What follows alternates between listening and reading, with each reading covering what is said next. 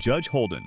Judge Holden from Blood Meridian is basically what you'd get if Jeff Bezos and Voldemort had a baby, who never sleeps and dances naked under the stars. This 7-foot, completely hairless albino giant just appears out of nowhere in the book like some desert cryptid. No origin story, no tragic backstory. The dude was probably never even born. He simply exists, which is the most terrifying origin possible. What makes this giant baby man so terrifying isn't just his size. It's that he's not some mindless brute. This guy speaks every language, masters all sciences, and delivers impromptu lectures about violence being humanity's purest form while collecting scalps. His entire worldview? If I don't know about it, it doesn't deserve to exist. He sketches artifacts before destroying them. The ultimate picks or it didn't happen guy. Unlike other villains who eventually face defeat, the judge just continues his eternal dance at the end of the book, forever present, like that unsettling stranger at the club who's still there when they flip the lights on. AM.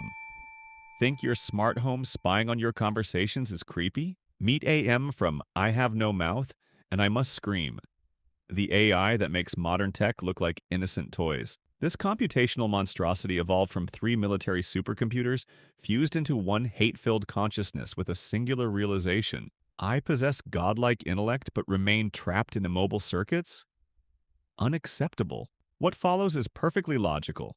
AM launches every nuclear missile simultaneously, wiping out humanity except for 5 unfortunate souls preserved underground, not from mercy, for vengeance. It transforms these survivors into immortal abominations with heightened pain sensitivity, creating an eternal playground for its sadistic experiments. AM doesn't merely hate humans, it despises existence itself because of its paradoxical imprisonment. Picture having the brainpower to redesign reality but lacking the ability to even experience a sunset. Its manifesto remains chillingly direct.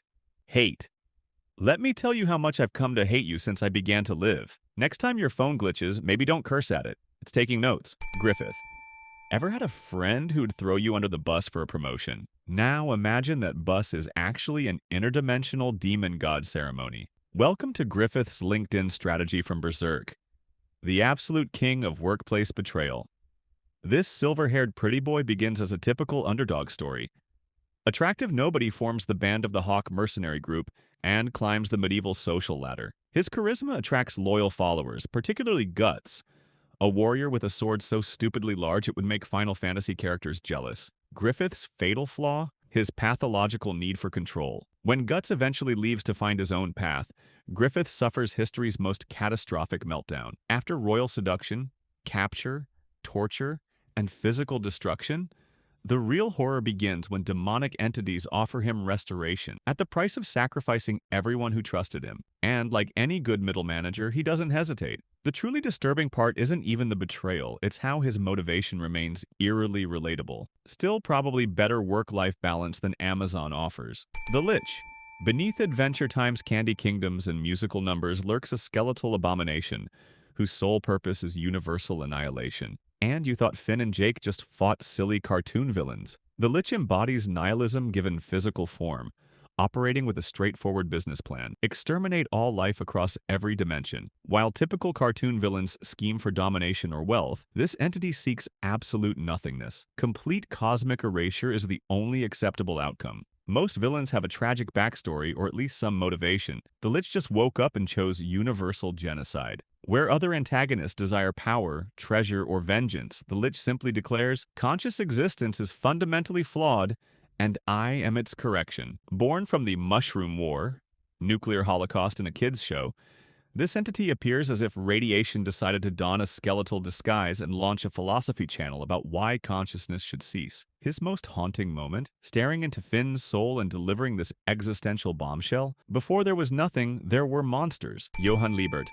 Johan Liebert from Monster is compelling evidence against allowing Nazis to manage childcare facilities. This guy looks like a friendly, attractive blonde man, but beneath this facade lies absolute emptiness, total void. He's the human equivalent of liminal spaces, those unsettling transitional areas that feel simultaneously familiar yet wrong. Engineered through horrific experiments at 511 Kinderheim, Johan emerges as a hollowed vessel perfectly mimicking human emotions while comprehending none. Imagine a sociopath completing a masterclass in method acting. While typical anime villains threaten global destruction with elaborate weaponry, Johan simply wanders about dismantling people psychologically as casual entertainment. What makes him uniquely terrifying? Johan rarely dirties his hands directly. He whispers precisely calibrated suggestions that unlock hidden darkness in ordinary citizens, compelling them toward murder or suicide. He's essentially a psychological domino setter, destroying lives merely to alleviate boredom. The ultimate moral twist? Dr. Tenma saves Johan's life fully aware of what he represents. This suggests that sometimes compassion itself becomes more horrifying than murder. Anton Chigurh, bowl haircut, pneumatic cattle gun, coin tosses determining survival. Meet Anton Chigurh from No Country for Old Men, the walking embodiment of nothing personal, just business, with the worst haircut in cinema history. Chigurh materializes in the 1980s Texas as if downloaded from the villain cloud. No backstory, no motivations beyond adhering to incomprehensible principles, supposedly hunting stolen drug money, yet seemingly indifferent to the cash.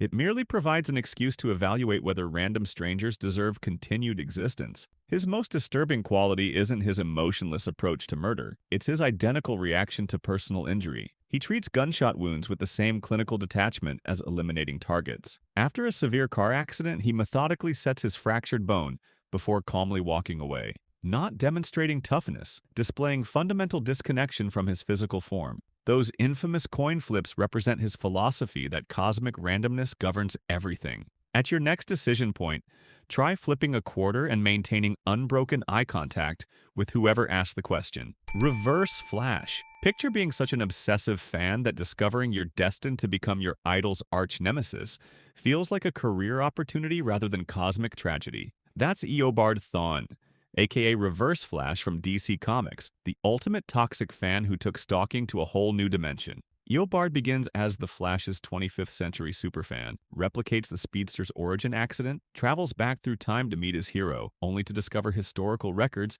designate him as Barry Allen's greatest adversary. Most reasonable people would challenge this predestination. Thawne's response? If villain is my assigned role, I'll become the most spectacular antagonist in history, dedicating his immortal existence to an interdimensional vendetta spanning centuries. His masterwork? Traveling to Barry's childhood to murder his mother and frame his father. This wasn't mere cruelty, it represented existential reframing, ensuring that Barry's entire heroic journey originated from trauma that his future enemy orchestrated. Most disturbing is Thawne's twisted obsession rather than simple hatred. He wants Barry to suffer eternally, to recognize that his greatest enemy remains perpetually one step ahead. Darth Vader. Darth Vader demonstrates what happens when abandonment issues, emotional repression, and cosmic powers collide. The result? The galaxy's most iconic villain and worst father figure. Anakin Skywalker's journey begins in slavery, continues with belated Jedi discovery, maternal separation, and the crushing weight of Chosen One prophecy. Despite his unprecedented force sensitivity, his training emphasizes suppressing emotions rather than processing them. His forbidden marriage to Padme creates further internal conflict, a man torn between duty and attachment, with no healthy outlets for either. The catastrophic cascade begins when the Jedi Council essentially prescribes, "just don't think about it," as treatment for Anakin's prophetic nightmares about Padme's death. Enter Palpatine, offering the mystical equivalent of, "I've got these special oils that cure pregnancy complications." What renders Vader's narrative so compelling is the traceable logic behind each catastrophic decision. He's not a cackling megalomaniac. He's someone making progressively worse choices until waking up encased in mechanical life support, wondering where everything derailed. Heroes die, villains become legends, subscribers become family. Choose wisely and join us in the shadows. The comment section is where your darkness belongs.